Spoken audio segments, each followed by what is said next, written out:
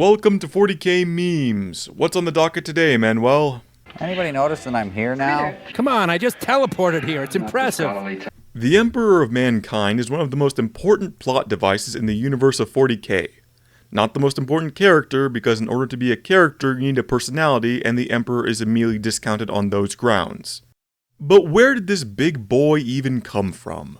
Well, believe it or not, we do have an answer. The man does have an origin story. In the sense of a story that was written, rewritten, lost, found, published, rescinded, leaked to the public, burned, buried, and now only exists as a half-remembered legend in the memory of a ghost. But did exist, and buckle in, this shit's gonna get wacky, because I have to go all the way back to the beginning. Ancient Mesopotamia, Greek for between rivers, is one of the oldest, if not the oldest, civilization in human history. Yeah, I said we were going all the way back to the beginning.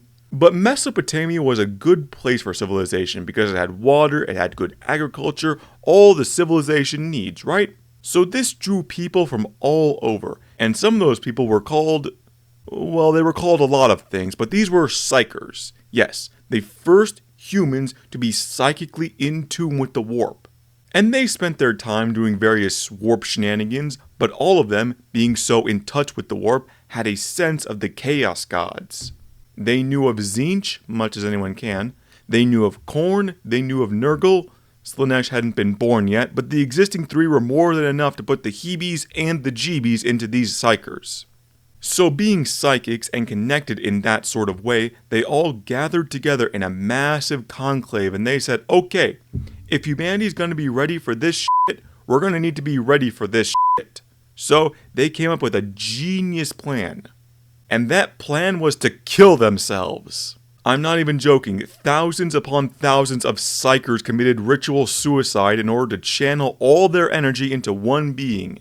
And that being was the Emperor of Mankind. But we're not done, because we're still in BCE. We haven't even made it to AD, and then we've still got 40,000 years to go after that. So what was the Emperor doing?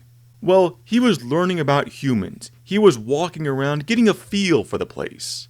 Now, the Emperor canonically appears as a 14-foot tall Cherokee bodybuilder, but he also has the ability to alter reality with his psychic powers, so 6 for a half dozen, call it a wash. Anyway, the Emperor was roaming around, mixing things up, including one point that he went to duel a Catan. Yes, the same Catan the Necrons were mixed up with, but that's a different meme for a different time. Point is, the Emperor was getting to grips with how to best lead humanity until he was ready to make his presence known for the first time, and it's here that things get very fucky-wucky. The first time the Emperor appeared to humans was as Alexander the Great, and he set to work to conquer the entire Earth, but he was frustrated with the weakness of the humans under his command, so he gave up and faked his death. And he tried again, decades later, as Julius Caesar, uniting the people of humanity under governance and some military dictatorship. But the humans under him didn't like being governed, so he faked his death and tried again. As Napoleon Bonaparte, conquering the world with new technology. But that didn't work, he got banished to 2 islands and faked his death again. And here you see the pattern developing. Emperor appears as some big dick historical conqueror, fails, and fakes his death. Like I said, this portion is stupid and probably the highest likelihood not to be canon anymore. But it's as good an explanation as any for what he was doing with all this time, and it was canon at one point, which is very funny. So the Big E continued his conquer, fail, fake death routine until at the latest the 11th millennium, the year 10,000. And that was when the E said, okay, I'm taking steps back. I'm just going to go back to observing humanity, observing the humans from a distance. Because humanity was actually doing pretty good around this time. We were in space. We were conquering space. We were setting up colonies in space. The gravy train just kept on running as we started making technological leaps forward. Not even leaps forward, just great Olympic long jumps forward in technology. This was when all the really cool stuff we use in the 41st millennium gets invented, or at least most of it. And everything was great. Until it wasn't. Because the Eldar were doing their fest on the other side of the galaxy, and now Slaanesh could be born. So 9/10 of their species got wiped out in an instant, but their fuck up wouldn't just fall back on them. Oh no, like every big ticket failure, it couldn't just mess up the guilty party, it's gotta bowl over 50 or 60 innocent bystanders as well. When the fourth Chaos God burst into existence, the whole universe was racked with warp storms. Basically imagine black holes, but demons come out of it in addition to everything else. And humanity's empire was shattered just like that. Some colonies survived, many more didn't, but everyone was divided. Even back on Earth, the whole planet was a nightmare of warring factions. And that was when the Emperor said, alright, no more pseudonyms, no more acronyms, no more antonyms, no more M&Ms. I'm the Emperor of humanity, and I'm here to unite you all under one glorious empire. And with his army of 8-foot super soldiers, who he named the Thunder Warriors, he united Earth under his mighty rule. Then he turned around and said, good job, Thunder Warriors, but I made you to conquer Earth, and now that Earth has already been conquered... Good stuff. But you know, I was onto something with those Thunder Warriors. I should create a new version of them for space, and they will be called my Space Warriors. No, I don't like that. My Thunder Space. No, that's even worse.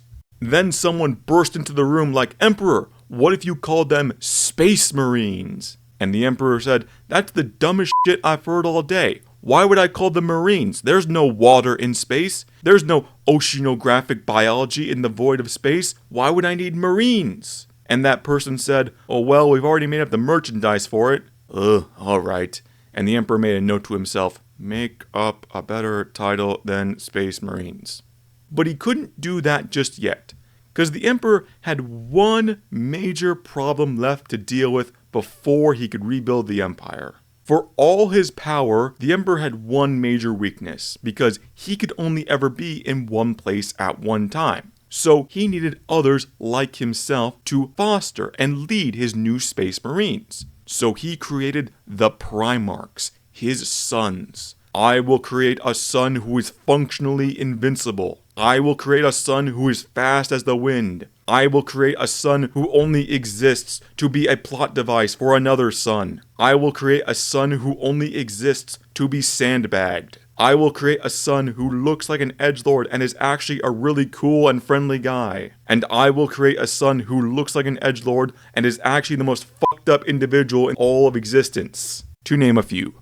But while these Primarchs were still in their birthing pods, the Chaos Gods saw this, came together for the first and only time, saying, we don't want to have to deal with that all-star lineup. So they grabbed the pods and just yeet all across the universe, sending the Big E on the biggest scavenger hunt ever conceived.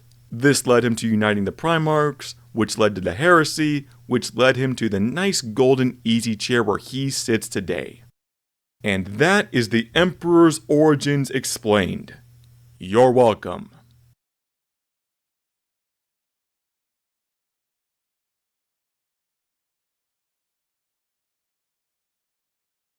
There was also a point in time that he may have had a wife, but that is super not canon.